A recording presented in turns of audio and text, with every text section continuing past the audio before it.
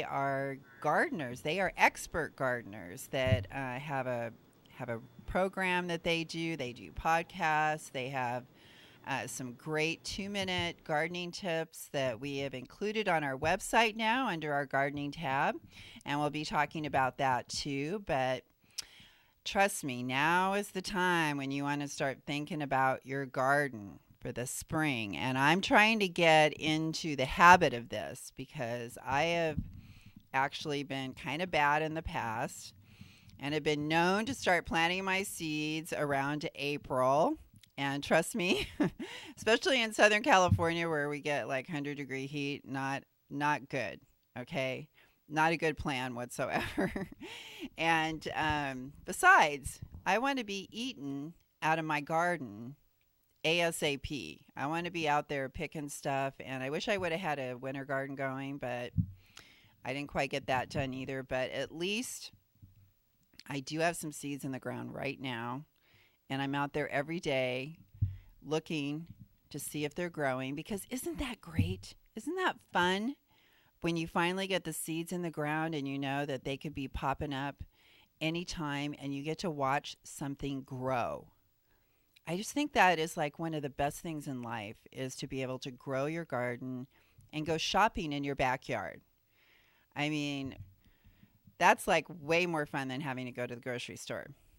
So we're hoping that you could actually have a great garden. And some of you may think, hey, Elaine, I don't have a lot of space for a garden, but that's okay because we have some 2 minute gardening tips from Joey and Holly on our website that help you solve all that and try to teach you that you could still have a garden even if you don't have a lot of space. And so we're going to be able to talk about all of these things on our show today, and it is going to be so much fun because we're talking about food, right? And having our own food, fresh, organic food. And we're going to talk about that as well. We're going to be able to talk about some ways that maybe you can problem solve.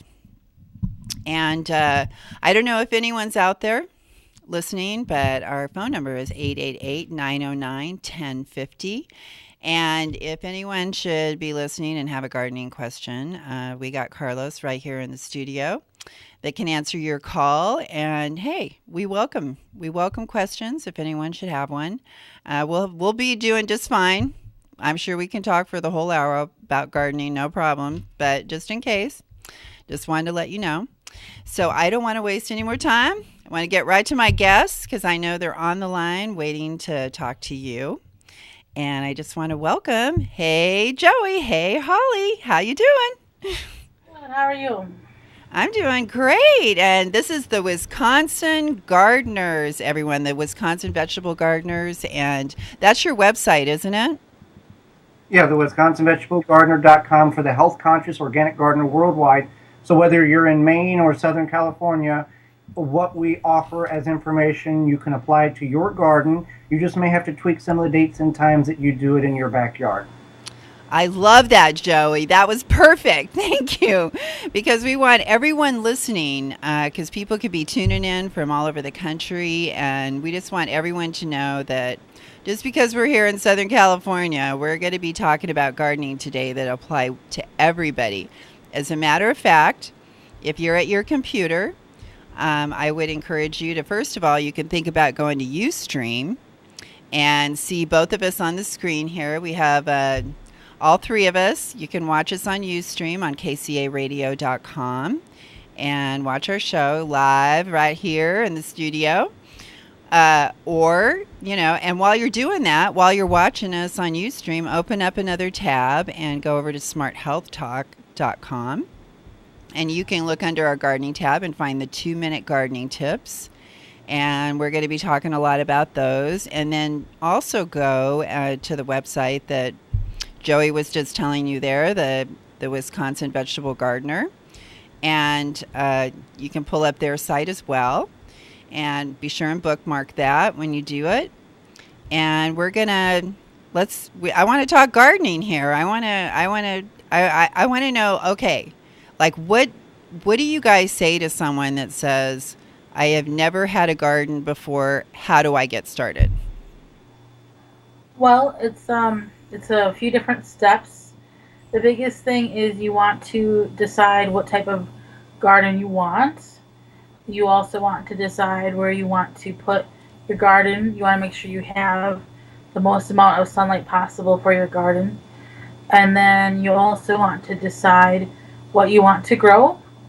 And I think that's pretty Well, much that's your three basics. yeah. If you're a new beginner, or let's say you are in a small, limited amount of space, you're in an apartment with a patio, you're in a backyard of a area where they don't let you dig the ground, containers are a fabulous device to grow in. Just because you grow in containers, that doesn't mean you're not a gardener. There's some of the biggest gardeners, Joe Lampo, Melinda Myers, Walter Rees, some of the big names, P. Allen Smith, all grow in containers, and they have acreages of land. So growing in containers, it's a great way to understand the plant, understand how the soil microbial bacteria and the life works and how all of it comes together. And then you can take that next step of digging up the backyard or installing raised beds. Start simple, understand the procedure, understand how the plant should look, should grow, and should produce. Then you can take that next step and become more larger scale. You know what, Joey? I can't tell you what great advice that is, because that's exactly what got me going. Last year, I had kind of slumped off on my gardening a little bit, and I was trying to kind of get back into the swing of it. And I just took some really big pots that I had that I wasn't using for anything else, and I put some pepper plants and some tomato plants in those. And I was amazed at, especially, well, the cherry tomatoes and the bell peppers. I got so many peppers out of those plants. And if I wouldn't have been fighting the ants at the time, I would have had a lot more. But I finally figured out how to get rid of those suckers. like, but it was definitely worthwhile because of all the pepper. I just kept going out there, and they would just be. And I put like more than one plant in a pot because they were pretty big with the pepper plants and even the tomato plants. But it's amazing. I would just go out there. I love to go out in my backyard, like when you get the munchies and you want something, but you don't know what you want to eat. And you go out in the backyard and you have a bunch of ripe cherry tomatoes. Do you guys do that too? Yes, and on our website, there's a series of videos we've done called Growing in Containers, where we grow in different types of containers, plastic containers.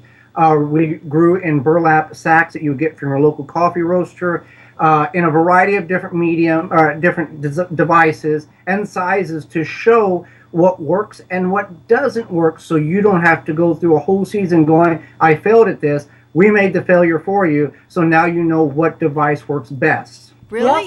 You have all that on your website too? I didn't even know. I didn't even see that. I got to go back and check that out. What were you going to say, Holly? Oh, we also have a series called First Garden, New Gardener, and we take you through all the steps of gardening from getting your seeds started all the way through harvest. And that's a complete series we have on the website as well. Wow, what a great resource. Gosh, I got to go back and look through that some more. I didn't even realize you guys had all that. And then you had all those great newsletters that you put out for a couple of years, and I'm sure every one of them is just as good today as when you first wrote it, because gardening, I don't think has really changed that much since when you first did it. So there's all that. That's another great resource on your website as well for those that like to read a newsletter. Our free digital magazines. Yeah, we make it so it's not a timestamp, that whether you look at it today or 10 years, the information is relevant. I mean, you put the seed in the soil and water it and it grows, and it's a universal information, but we break it down to where you can understand it. You're not going, what does these 4 big words mean? We're just like everybody else. We want to make it simple. We want to keep it, words that we understand and not get all philosophical. Here's how you do it. Everybody can. It's real easy. Well, I'm on Pinterest, and it's Smart Health Talk on Pinterest. Do you guys have a Pinterest account too? Yes, we do. What's the name? Is it the Wisconsin Vegetable Gardener? Yes. Yes, and you can also find that through the website. You'll see all our social media on the right-hand side. You can follow any one of many forms of social media we have. Oh, okay. Well, I'm going to be finding you guys on Pinterest, okay? um, but one of the pins that I found that I thought would be of interest to a bunch of the followers that I work with and we exchange pins with, and it was an upside down tomato plant, and it used a container, and it had like a wood trellis kind of thing that came up and over that you could hang the 5-gallon buckets from, and the tomato plants grew upside down. And sure enough, like I had so many people liking and repinning that pin. They absolutely loved that whole concept of the upside down tomato plant. And the more I thought about it and how much space, and then you know what, I really don't like those tomato cages, and they always seem to be like falling over, and then the plant gets like too big. Have you guys ever tried the upside down tomato plant before? We have not, but also that would be a wonderful thing to use if you have a limited amount of space to work with it. Now, obviously, you're not going to get 25 or 30 or 40 pounds like you would if you did in a large container or in the ground, but it's a great way to utilize the space that you do have and still get fresh produce outside your back door. That's what I was thinking too. So, okay, so let's, you guys have all these great resources to help people get started. What do you, when people come to you, like, what are the questions that you seem to hear the most that people are asking about gardening? It kind of varies, especially as we become more well known. It kind of varies on each video, but it seems like a lot of it is, sometimes it's insect or disease identification, or just general help. And then we also get a lot of questions about how do I get a garden starter? What size should I grow? Where should I put it? Just kind of that kind of stuff as well. And with the insect and disease problems, we get questions from all over the country and all over the world. And if you're in the United States, we say go to your local university extension office, because they know the specific issues that you are having in your county, in your region, that we may not experience in Wisconsin. But if you're in South Carolina and you've got some kind of new bug, that university extension knows about it and understands at least how to control it, if not eradicate it safely from your growing space, your garden. Well, I have to congratulate you again on good advice there, Joey, because I actually did that when I just had like a major invasion of ants, like every inch of my property, in my house, under my house. And I am so mad at myself that I actually tried all these other things when the vector department, our county vector department, was who I called. And the advice that he had given me was I try to do everything organically.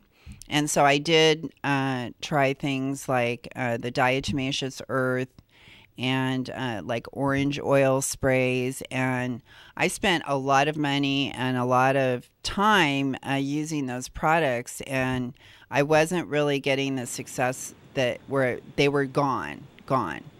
And I have to tell you, the vector department told me it's a product called Andro, and it's a poison. And a lot of people, they don't want to use poison, but I had been through so much, and I did put it in this old tree that was near our house, a tree stump, and I thought it did a really good job on that tree stump, but I really didn't have proof of it. So that's why I wasn't really sure if it was a product I should have used. But then I didn't have anything left, and I thought, okay, I'm going to try that product for the ants. And so the thing is, it looks like cornmeal, but when you first put it out, they really don't want the product out of the package. But what I did is I noticed they were all over this avocado in my kitchen. Like, I accidentally picked it up, and there was ants, because just a little tiny bit of the skin had been compromised. And I was like, okay, I know those ants like avocado. So I mixed the poison with avocado and put it out, and oh my gosh, the next day, gone.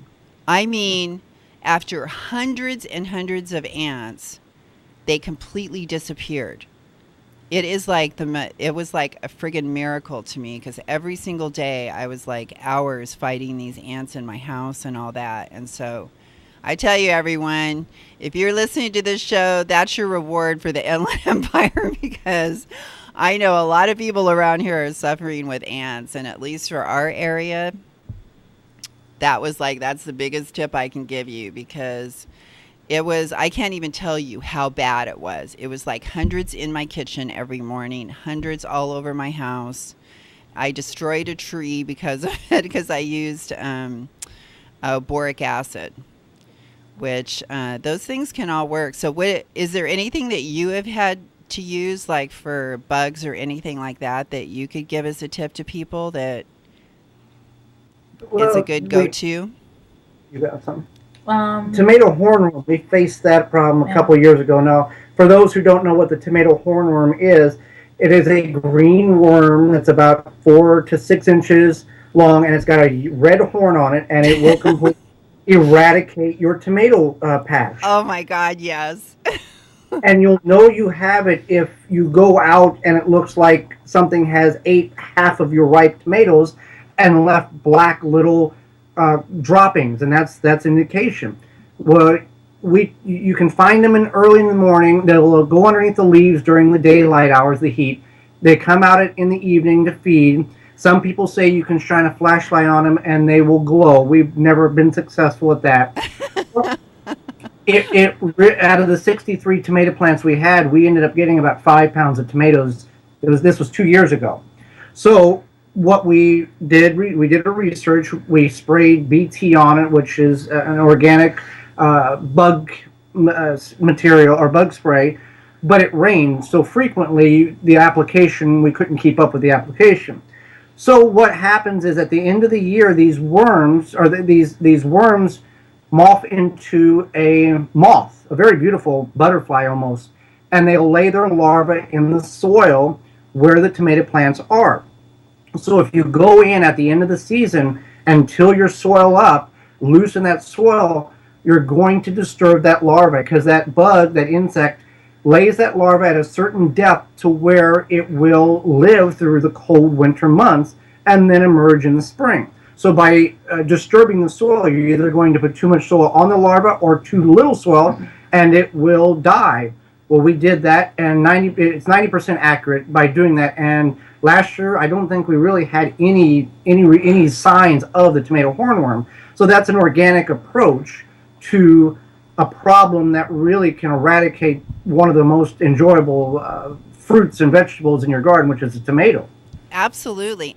I was laughing, Joey, because you just answered a question that I have had for, it must be at least 15 years, because I had that problem happen to me once, and I came out and like all the leaves, my plants hadn't even gotten to the tomato stage yet. They like to eat the leaves even. I didn't even have any leaves left on my tomato plants, just stubs there of stems.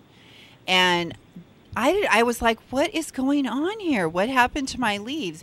And then when I saw one of those caterpillars, I was like, oh my gosh, what the heck is that? And they were like all over. And I was like, all this time I have been wondering, where the heck did those things come from? Did they fly in? Were they on the plant somewhere? I've been wondering all this time where they came from. So you just answered that question for me. And it's just so disgusting when you take and like you smush them and like all that green stuff comes out and they just like smush with this green stuff.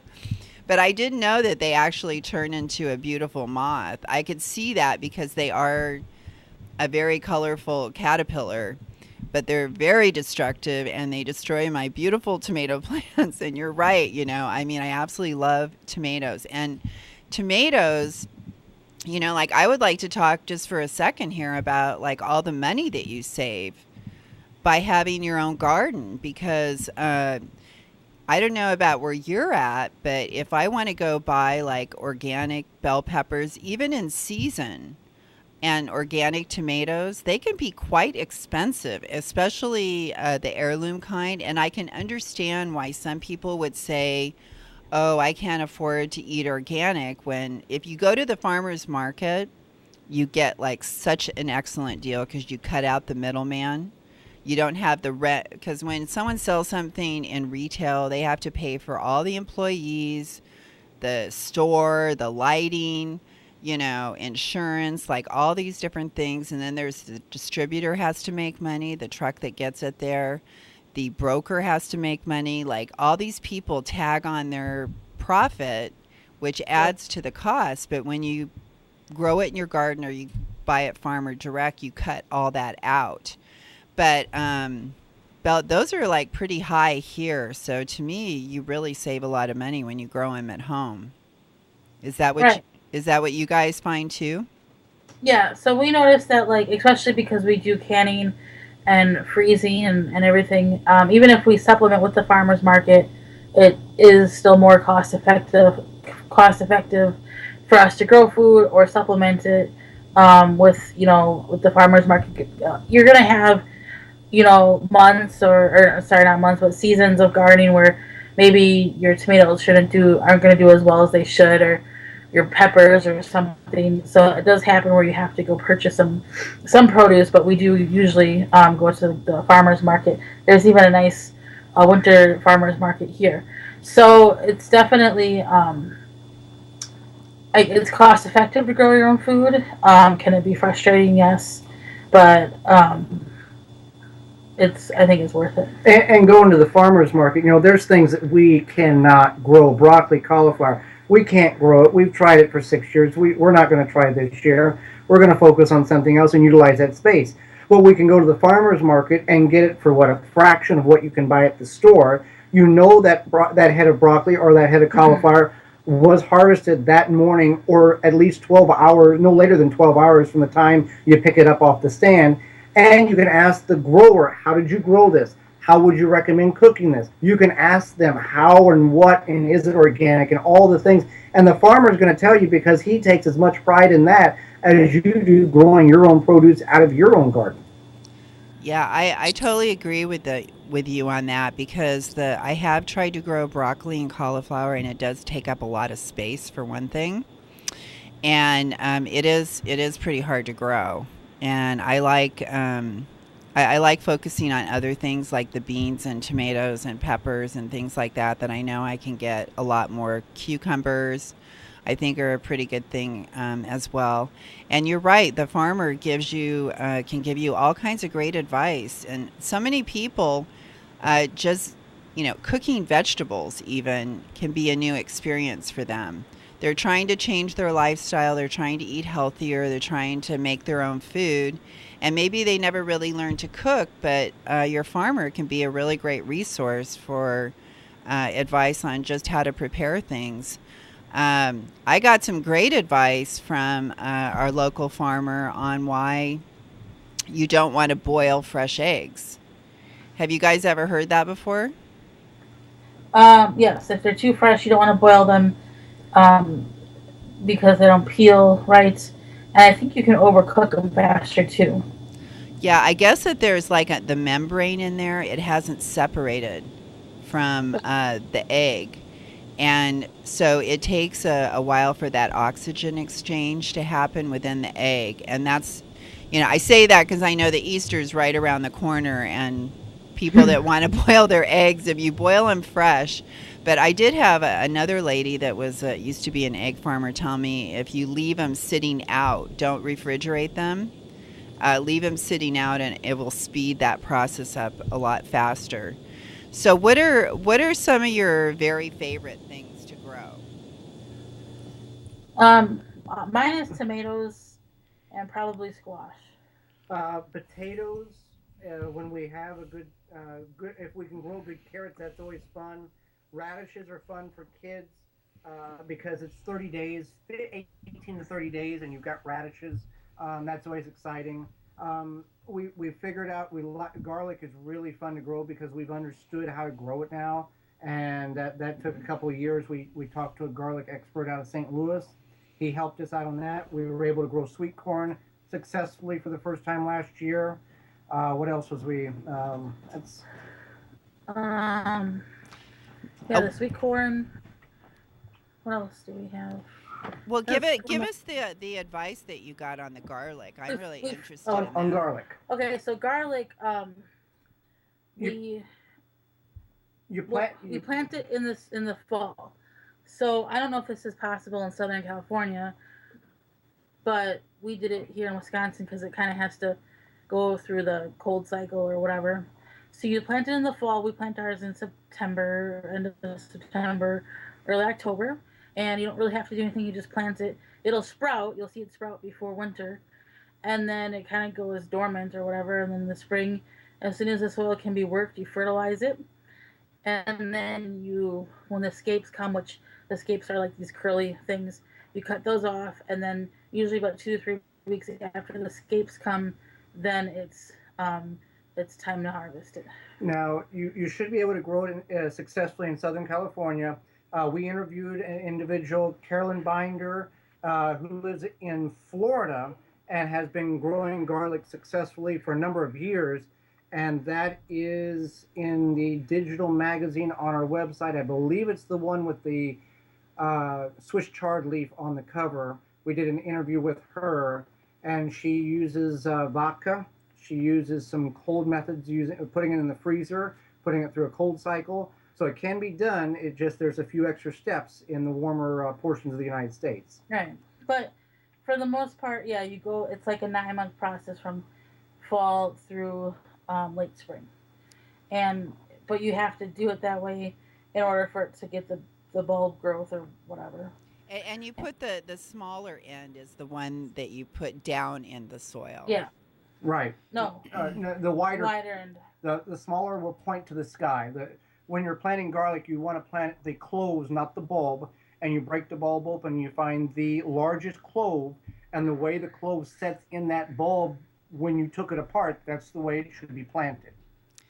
Oh, okay. Well, that and I love I think I talked to someone that on Facebook or something that said that they had planted over 1,000 cloves this year, and so they're going to be set for garlic. I think pretty good, but they said they kind of built up to that, but I love garlic because it like multiplies. You know, you start off with one clove and you end up with a whole bulb.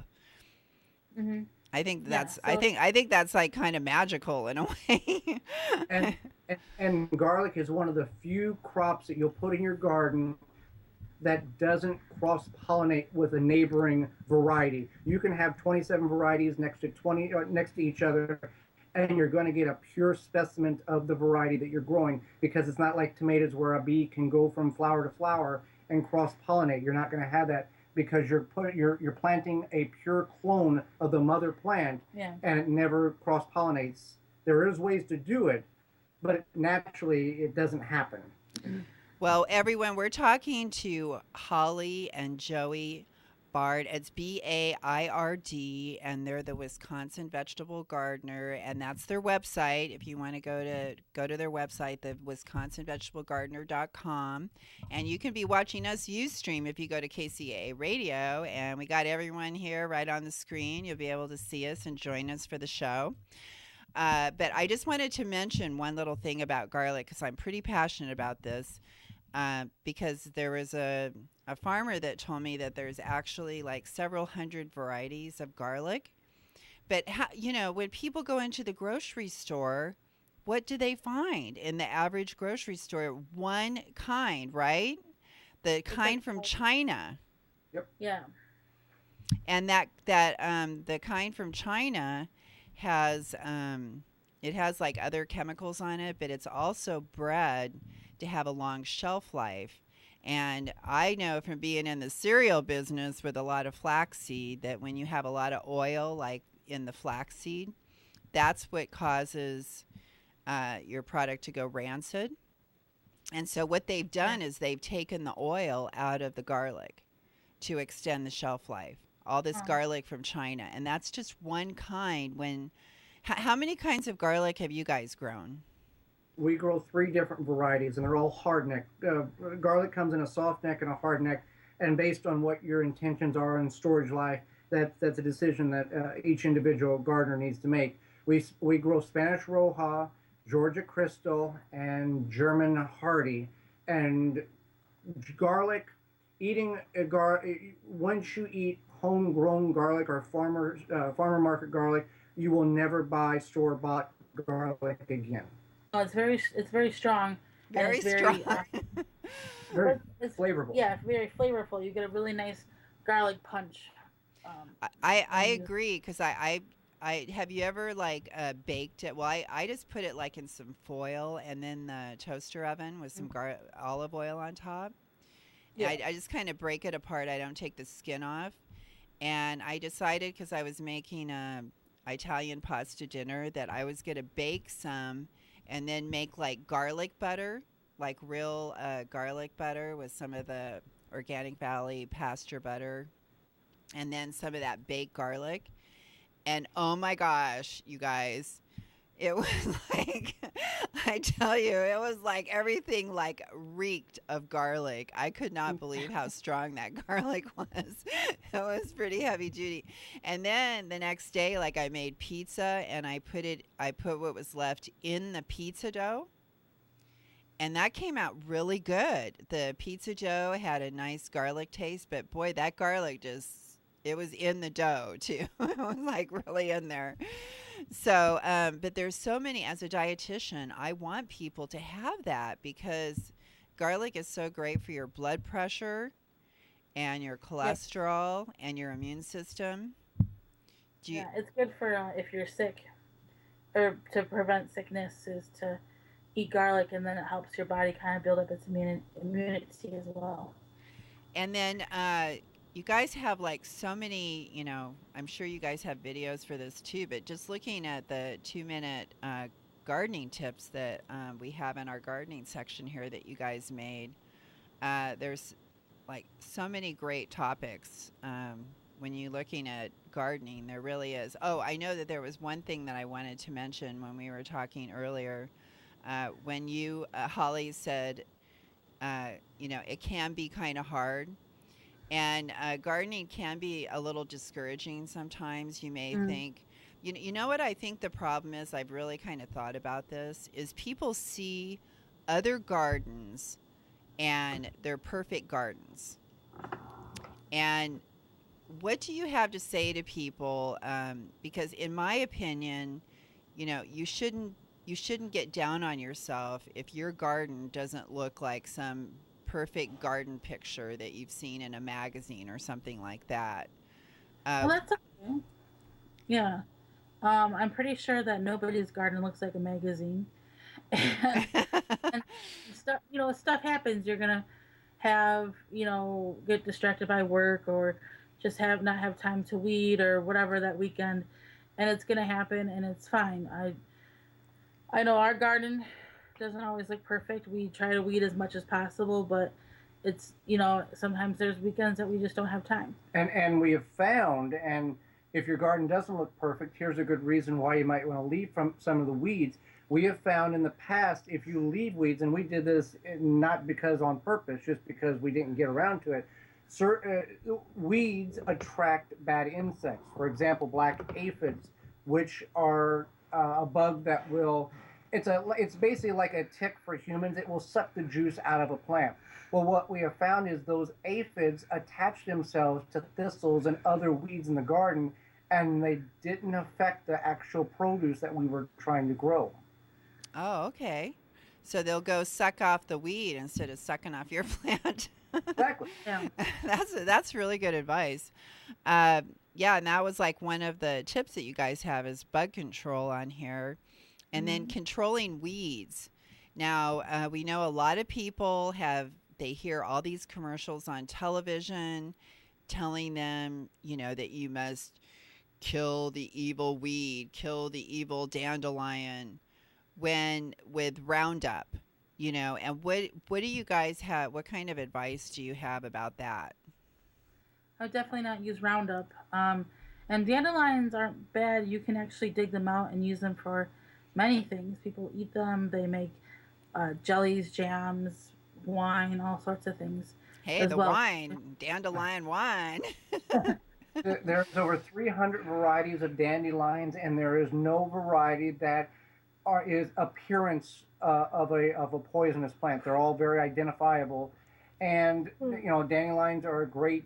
They're one of the, if you notice, dandelions are one of the first flowers that appear in the garden or on your lawn, which brings in bees. And without bees, we lose a whole lot of food. So, don't go spraying your dandelions with poisonous herbicides and pesticides, because when you spray the flower, after you spray it, the bees are still going to come and they're going to pick up that toxin, that poison, bring it back to the hive, and it's going to be spread. And there's never anything good when you start spreading poison when it comes to bees and pollinators. And yeah, like Joey had said, that's a poison. Roundup, which is also glyphosate, that's a poison as well. And that's something that you don't want to spray, especially if it's somewhere where you might grow some food or where your kids play. You want to keep that away from there. There's other methods that you can use. Okay, well, I really appreciate that. And I want to, anyone that's listening to our show, we really want to thank the Wisconsin vegetable gardeners, because they're really in Wisconsin. That's right. It's, hey, it's like 20 to 8 here. It's like about 20 to 10 over there in Wisconsin. And I just want to thank you guys for staying up and joining us tonight. I really do appreciate that. Now, you were mentioning, well, I guess we were just talking about not using Roundup for the weeds. And you can, like you said, you can dig them up, and it really isn't that hard, especially if you have the right tools.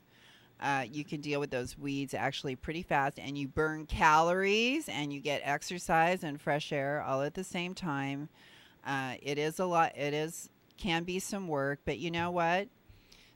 That's really the way life is supposed to be.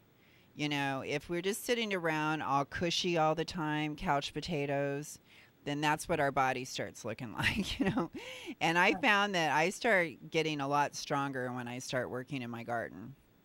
I can start to feel the muscles start to form.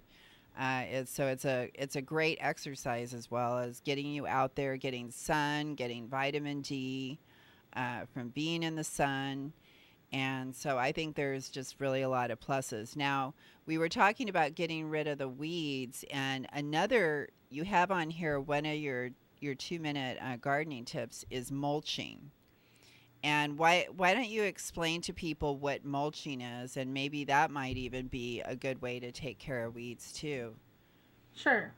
So mulching is basically when you take a material and you put it around your plants and all over where the plants are not growing. So sometimes that's about 2 feet around, sometimes it's just a couple inches, but then you run into another plant. So you just want to put a natural material. So that can be anything from leaves, pine straw,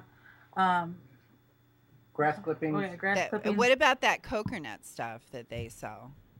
The coconut core fiber? Yeah. That does work, but it is toxic to, I believe it's cats. So if you have cats... The cocoa shells? Oh, the cocoa shells. The cocoa shells are toxic to dogs. Dogs, okay. Oh, it is? I didn't even know that. Yeah. Now, we try to look for renewable or free resources. So if you have a pine tree, you can put pine needles down. Pine needles are acidic, but they're not going to change the pH in your soil. Soil has what is called a buffering capacity, to where it's not going to dramatically raise or lower the soil pH. And pH is a scale that is created that plants grow in. Most of your vegetables are going to grow in a pH of about 6.5 to 7.3. So you're not going to affect the pH. Dry grass clippings. You want to dry the grass first. Mow it, let it lay in the lawn, rake it up. Or if you bag it, you can dump it on the driveway, let it dry that way, and put it around. Because if you put wet grass clippings around the base of the plants, that can introduce fungal diseases, and it becomes a hard mat, which reduces water penetration into the soil. So that's something you want to avoid doing by putting wet grass clippings. You want to let them dry. Wood chips, not in an edible garden, because you're going to be disturbing the soil, and by moving the wood chips under the soil, it can rob the soil of nitrogen. It can lock the nitrogen up, and nitrogen is one of the key elements for growing plants. That makes the plant green. And you want to be aware of where the wood chips have come from if you're going to use that in a perennial bed or landscaping, because trees die of many different causes and reasons. And the University of, I believe it was Madison, did a study and found wood chips that had been mulched up from trees that had diseases 1 year prior still retained those diseases in the wood chips themselves. So you want to be cautious with all of these. Obviously, it's a decision that each homeowner needs to make, but we're just making you aware of what is out there and what you need to be aware of. No, I am learning so much because I've had a lot of questions about all these things, and I tell you, you're really answering a lot of my questions because I've wondered about the safety of some of those things and what kind of things I should try. And I would think if maybe you didn't have some of these things, because I'm thinking about some neighbors that have some pine trees and they have landscapers come. I suppose you could ask them if they could even save some of their pine needles for you. And then that's free. You don't, because that stuff can all cost money too and add to the cost of your garden. So if you can get some free pine needles or leaves from your neighbors, why not ask? Because it's just going, in a truck to the landfill probably. If it's Your neighbor going to, you're going to ask why you need it, and then you're going to tell them what's for the vegetable garden. Or you garden, and there's a whole new conversation that has begun that you can introduce your neighbors into that. And then when you have more people interested in what you're doing, in the long run, less people will call the authorities because they don't like you or don't like what you're doing in your backyard or front yard based on your municipality if they allow front yard gardening. And I bet, especially if you say, share some squash or something like that with them, it kind of like it makes them want to give you some leaves and grass clippings the next year even more. I know that I've done some sharing with some of my neighbors. They had big giant pomegranate tree and persimmon tree, and I could not believe how many persimmons or pomegranates could be on one tree, but they can have a lot, and there's no way they could eat all that. So it's really nice if you can get something together where sharing with your neighbors, because that's how we used to do things, right? Right. Back in the day. Yeah. Yeah, we had victory gardens and people community gardens, and people gardened together and shared things and took care of each other.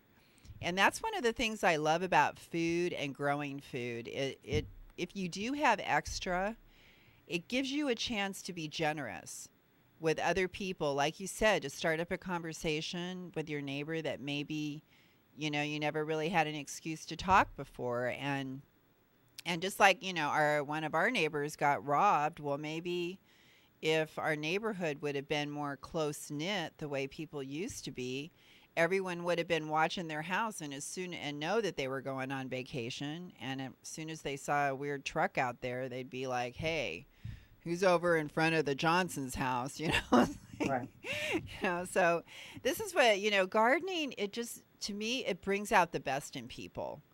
It really does. It's a challenge, but it makes you stronger. You get all these great foods from it. It makes you stronger health wise. Like you said, it's great for kids. I love the idea of the radishes. 30 days later, they can have something to pick, and they really get that connection between putting the seed in the ground and getting to harvest something and getting kids involved. That's actually one of your 2-minute gardening tips, is how to get kids involved in the garden. And I love that whole idea of how much you can do something with your kids and get that back. I've had kind of trouble getting my kids out there to help. Do you have any tips on how to do that? I guess one thing is grow something that is something that that they'll like to eat. Then grow something that grows fast. What else? Get them involved. Yeah, in the soil preparation, the planting, let them put the plant in the ground. Let them put the seed in the ground. Yes, they're going to plant them too close, but let them experience that and see what you're doing. Each year, Holly's sister teaches at one of the public schools, and we go and talk to her class and a couple of other classes about growing a vegetable garden, and share the story about what the kid told your sister this year when she first started class. Oh, he said that he had growing some stuff, right? Yeah. Yeah, he had grown some peppers and tomatoes, and I don't remember what else. Was extremely happy with and Chase. His brother was in the class. He was the younger brother, and his brother was in the class before, the year before, and he said, "Oh, he's like, we grew this as a family, and was really excited." And so yeah. Yeah, so it just, like you said, the older kids can start to influence the younger kids. Mm-hmm. And I'd like to touch on, we've heard a lot about the pesticides that are sprayed on like starter plants that we buy from like the home improvement stores. What kind of advice do you have for people in buying plants to put into their garden? There's nothing wrong with buying starts. If you have limited amount of space or to start seeds, or you choose not to start seeds and you want that jump start, that's fine. What we would recommend is going to your local independently owned, not national chain owned, your locally independently owned nursery. Those people care about what you're buying. They care about the question, and they will make sure you get what you need, not what they want to sell you. And they will make sure that you understand all the necessities that needs to be known before you leave the property. Those are some of the best people that you can get a hold of. And we did mention. Thank you so much for that. We did mention also, and everyone, we're talking to Joey and Holly, BAIRD, Bard, the Wisconsin Vegetable Gardeners.com. If you want to go to their website, they have all kinds of resources on there to help you become a successful gardener. But one of the things you guys did touch on earlier was the nitrogen and putting nitrogen in the soil. I like to see people have to spend as least amount of money as possible. And plus, I hate carrying around those big old giant bags of stuff from the home improvement store if I don't have to. And that's why I always save all my kitchen. I buy organic fruits and vegetables, so I save everything. And then, like I was telling Holly earlier, I call myself the lazy composter because I just go dig a hole and bury all the stuff from my kitchen, all my coffee grounds, and that kind of thing. But I know that you can do a much better job of really composting the right way. But is there other ways to add nitrogen to the soil so that you don't have to buy other products? And the phosphorus, I know, is really important too. Oh, okay. So coffee grounds. Coffee grounds are you want to obviously have used ones, but coffee grounds add a lot of things to the soil, including nitrogen, and they also attract worms. And once they break down, they're really good for your soil. So what we do is we, kind of pending if we're doing this in the fall or the spring, but what we do is we work the coffee grounds into the soil and we take a 5-gallon bucket to a local coffee shop, drop it off, then within a day or two we go pick it up, and then we have coffee grounds. So we do that a couple times a week. Yeah. Coffee shops, we've never had anybody say, no, we're not interested. They are happy to provide that material that's going to be dumped in the dumpster anyway, as a free renewable resource that we can use for the garden. Now, we're not talking, coffee grounds doesn't contain a 20-20-20 like you see on the fertilizer bag, but it contains enough nitrogen that, you put a couple of pounds per square foot, it's going to naturally help the soil without great means. It really will work very well. But yeah, you want to get your coffee grounds, and you want to use them. You want to use them as you get them. You don't want to stockpile 4 or 5 weeks because they will become moldy, and putting mold into the soil, it's not really that good of a thing to do. I think Starbucks will even do that.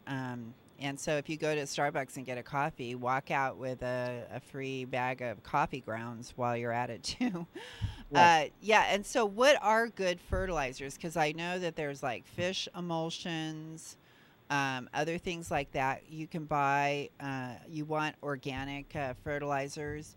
Is there any places that you buy your fertilizers or special fertilizers that you like to use that you could recommend? Sure, we get ours from ManureTea.com, and it's a little it's called Compost Tea or soil conditioner. Soil conditioner, and when you see it, it comes in this little bag, and it seems kind of confusing. But all you do, you don't drink it. You don't want to drink it. Put, you want to put it in a 5 gallon bucket of water. Let it sit for about 24 hours, and then you're ready to go ahead and water with that, or whatever size bucket you want. But you want at least five, one to five one to gallons. five, um, at best. And Now, what manure tea is, it is from manure tea. Yeah, manure tea comes from cows that are raised organically. They're not fed any growth hormones or antibiotics, and it's a closed circle loop. So there's no, questionable cows getting in or coming out. And so then they basically take the cow poo and dry it, and then and put it in the bag. And when you brew it, when you open it up, you can't smell it. It doesn't smell like cow or farm or whatever. It just it doesn't really have a smell to me. So then you just put it in the water, and then you let it sit, and you brew it, and you're done. And you can reuse the bag another time with a little less. If say you used a lot, 5 gallons. This time you can go maybe 2.5. But yeah, so that's Moo-Poo tea. It's organic, and it's safe from environmental harm. And when you hear about compost teas, you think about air stones and bubblers. You don't have to do any of that with manure tea. You just drop it in a bucket, walk away, come back in 24 hours, and you can water the plants. You can also use this to soak your seeds, which we do with garlic and some of the larger seeds. Some of the smaller seeds it's harder to soak, but we water our plants with this, our indoor plants. It has such a strong nutrient-dense material in it from those organically raised, genetically modified, free cattle that non-GMO cattle. They're not fed any of that, and their Authentic Haven brand is the company, and they're out of Southern California, which gardeners. What was the name again? Authentic Haven brand. Haven, Haven, and if you just type in Moo-Poo tea or Haven, or Haven, like just in the Google search, just type in like Haven, Annie Haven or whatever Haven brand, and that'll show up as well. But Moo-Poo tea is probably the easiest to remember. Moo-Poo tea, everybody. You can find the link on our website on the right-hand side. Oh, okay. And Rosarians love it. The owner has had Rosarians win world championship roses by using her product. We love it. A lot of gardeners. You can use it on houseplants too. Houseplants. It's a phenomenal, wonderful resource. They also sell out the alfalfa one. I think it's for roses. Oh yeah, roses. That's right. But that's a fertilizer we use, and you can go to your local garden center and buy the granular fertilizer as well. It's really a decision that you have to make, and what you feel is required for the situation that you're going to grow in. Well, I did add to our gardening section companion planting, and also a chart that helps people know when they're supposed to fertilize. There are some times that are pretty critical for different plants, when to fertilize, and then when to plant, and how long, what temperature the ground needs to be for the seed to germinate, that kind of things, and some companion planting as well. And why don't you? We only have a couple of minutes left, but if you want to say anything about companion planting to bring beneficial insects and bees and that into your garden, and the importance of, because some people may just think, oh, I just put like the vegetables, and I'm sure that there's like a certain way that you can situate your garden and add other flowers and things like that, and it's worth the extra effort to do that. Yeah, well, it is worth the extra effort to do that.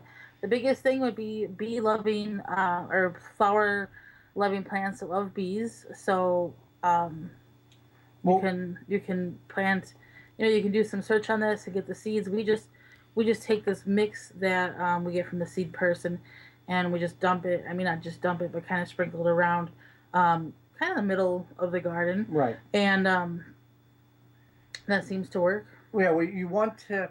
The way we look at it is you put your flower bed or your flower patch, which we do usually about a 4x4 bed of flowers, and centralized in the center of the vegetable garden, which does a major thing. Bees will see the color of the flowers as they come in to pollinate. And then as they fly out, they'll see all the other flowers, the cucumbers, the squash, the tomatoes, and then they will be able to pollinate those as well. But by bringing them in with that big splash color, then they can kind of tell, because bees will communicate with other bees and let them know where the flowers are at. Because it's a staggering statistic is a bee has to travel to 1 million flowers in order to create 1 pound of honey. Some astronomical. I have heard that before, and I just want to thank you guys. I mean, this has been so much fun, and I've learned so much during this time, and I want to thank you for staying up. And this was Holly and Joey Bard, everyone, the Wisconsin Vegetable Gardeners, and please check out their website. And we're going to be posting this up on our YouTube too, and so go check out their website, everyone. Lots of resources. Thank you guys for staying up for our show. I really appreciate it. And all your great advice. All right, everyone. This is Smart Health Talk signing off. I'm Elaine McFadden, and we're on all the social media. Come and look for us. And I know that we have Holly and Joey on Pinterest as well, and their other social media you can find on their website. And this is KCAA. Thanks for listening. Sign me up now. You're listening to KCAA Loma Linda at 106.5 FM, K293CF, Moreno Valley. Power is being honorable and building the species to the stars. I can't look at Hillary. I can't look at the Republicans that go along with it. Paul Ryan sitting behind him, trying to act like he thought Obama was full of bull, and the two hang out together and play ball. And it's not like they're just boss hog corruption. That I would fight against, but I wouldn't be mortally, in a death battle with. But these globalists, they are just the trash of the earth. And we got to make